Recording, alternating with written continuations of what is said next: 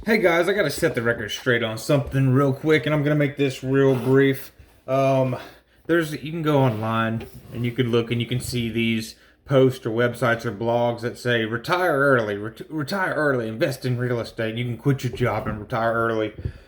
And I just want to let you know this is absolute bullshit. If you don't believe me, you can go into my case description. I got a bullshit detector. It's 100% reliable. And if you even type in retire early and real estate or quit your job and buy real estate in the same sentence, it'll let you know that that's straight up bullshit. And I'm talking about the Alabama baby back bullshit from some farm down a dirt road in Gadsden. That's the type of stuff it is. It's like it's an actual farm that has nothing but bulls.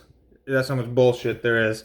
If you go in and invest in real estate, I've been doing it for about 2 years or 3 years, and my job has been the number one and the only champion that has allowed me to purchase real estate. A funny little story: I just had a partner on my partner on the last property we purchased.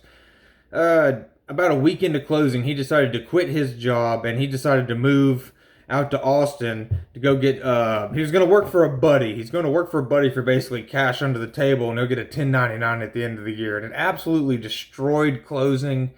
I had to carry the whole entire financial weight of this property on my back and get extremely creative. My underwriters hate me, the banks hate me, the real estate agents hate me, but at the end of the day, we got it done.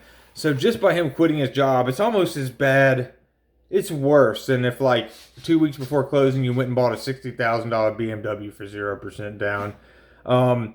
Your job is going to be the number one thing that allows you to grow and scale in this. I mean, your earned income is, so rule number one, your earned income is pretty much the entire way your loan is going to be calculated, if you can have it or not.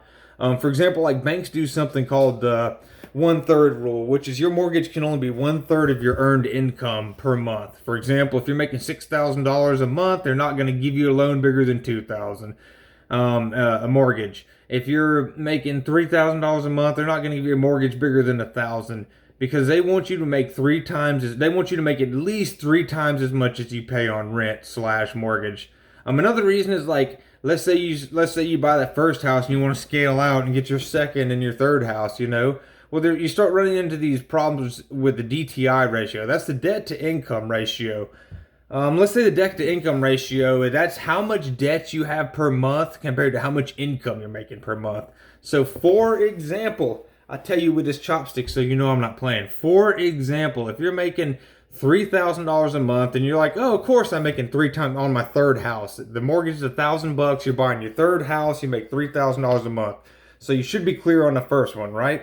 You're making 3 times as much as this mortgage is going to be. But the problem comes in is that you have 2 other houses. And now, if you add up all three your mortgages plus your car loan, plus your student loans, you're getting to the point to where you've got $2,500 worth of debt a month, and you're only making $3,000. Well, your debt to income ratio, that sets you off at a limit to where you cannot have, your debt per month can only be a certain amount of your income. So it's kind of like a master cap on the first law. So if you don't have a job, or your job's not paying that much money, you're not going to be able to afford that big of a house. And the more money your job pays per month, the more earned income you make per month, the bigger and the better and the more houses you're actually going to be able to buy. So your job is essential in even getting the first freaking loan. Like, if you're working at McDonald's, they'll never even give you a mortgage, they'll never even give you approval for a mortgage of any sort of house. So, like, you have to have a job, and the more you make, the quicker and the faster you get into this game. Another reason this is kind of a fallacy is because this game really doesn't pay that much. I mean, with the way rates are and how much it costs to get, maintenance, how much maintenance costs are, and how hard it is to find good maintenance people, and the price of management, I mean, you're not making 10% a year on a property. I mean, if you hit that golden 1% rule, yeah, you can stack some money in the bank, but you're not killing anything. I mean, I'm still a small fish. I hope to have 10,000 units in the very near future, but right now I've got 6.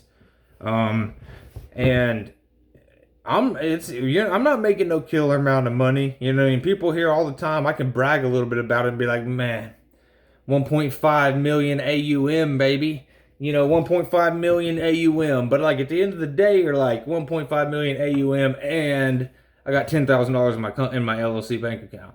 You know what I mean? Because this month I had to pay my property taxes for the whole year, and also this month I had to renew a couple of my insurances for 2 of my houses, and also I'm funding account because I know the most recent property had the unit still runs on Freon, and charging the unit up with Freon costs more than just changing the system. So I'm gonna go have to buy a new air conditioner on my most recent purchase, and then all this other stuff. So it's like you're not making that much money, so it's not. Rephrase that, your actual cash payments, you're not making that much cash that you could just like replace. You could just replace your day job. Like the time to where I'm making 5,000 a month passive income to where I could just replace my day job is probably a good ways away. It's probably a pretty good ways away. But at the same time, like, you don't make that much, and then it takes a long time to build. You really make your money in real estate and scale. Like, I made more in the past 3 months with 6 houses than I did in the first year with 3 houses, just because you finally get to scale a little bit. So the point to where this is going to actually be able to become a paycheck, a W-2, a paycheck for you is a long ways away. So guys, do me a favor, do yourself a favor, do the world a favor, because I know you're going to be a real estate monster one day, and I don't want you to stunt your own growth.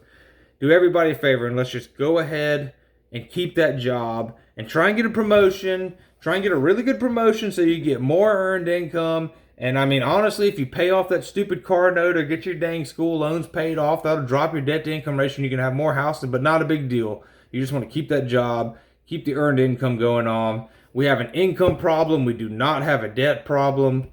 And that's 100% for sure. If you have any questions, let me know in the comments. If you like this video, give me a thumbs up. And if you hated it, please beat me up in the comments, because you know I'm coming for you, son. I ain't going to let nobody talk bad about the real estate. You can talk bad about me, but not the real estate. I love you guys. It's nice talking with you. If you have any questions, comments, put them below. Subscribe if you like me. Talk to you guys shortly. Peace.